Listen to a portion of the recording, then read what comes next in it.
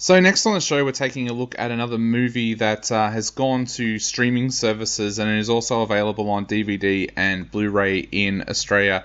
That film is called Run, Hide, Fight. Now, if that name seems familiar to you, you've probably heard about it because this is the first movie that is coming out of Ben Shapiro's stable.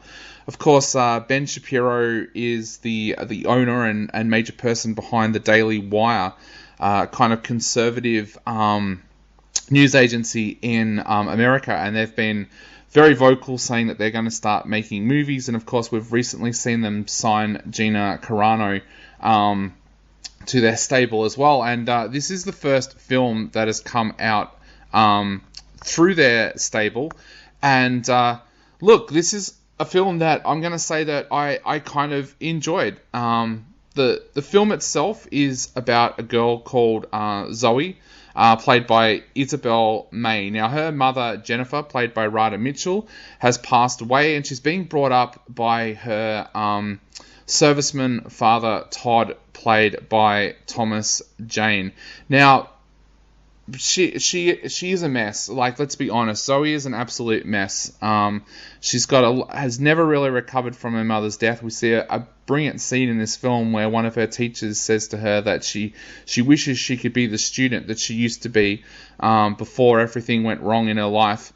But she's not. She's an absolute mess.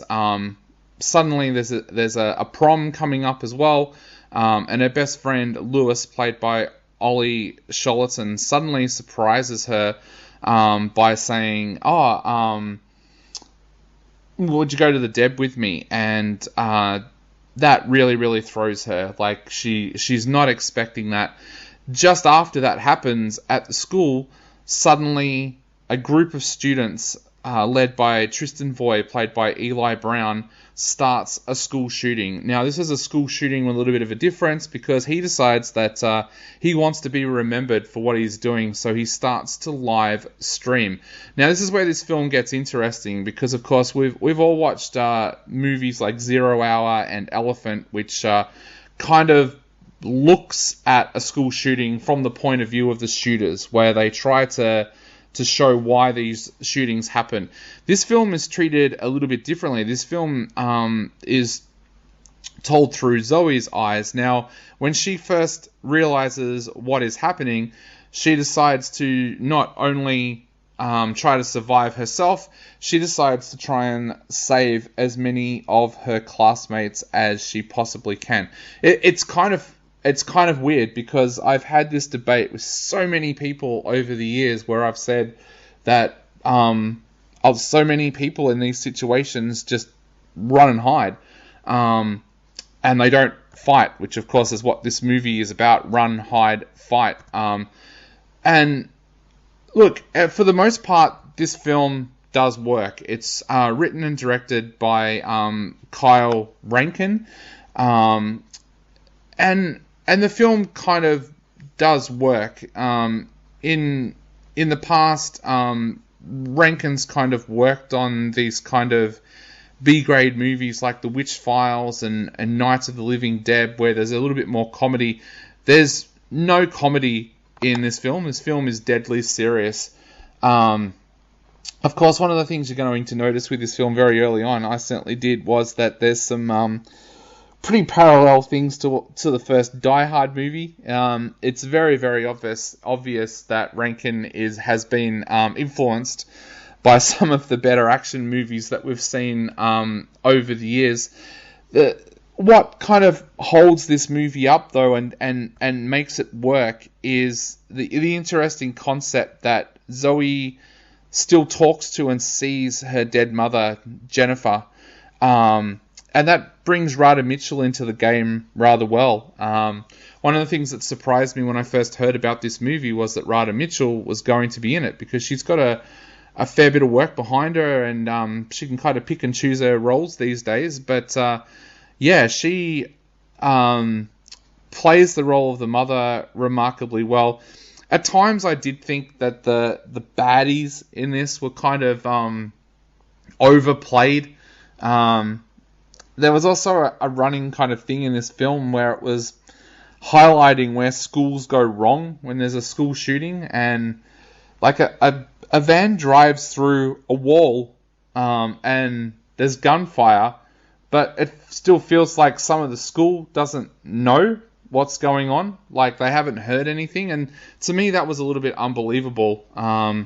Like I was even thinking of my high school, and I went to a high school that was a pretty spread out high school, but you would be able to hear gunshots from one side to the other. I grew up in a rural community, and you can hear gunshots for kilometers away.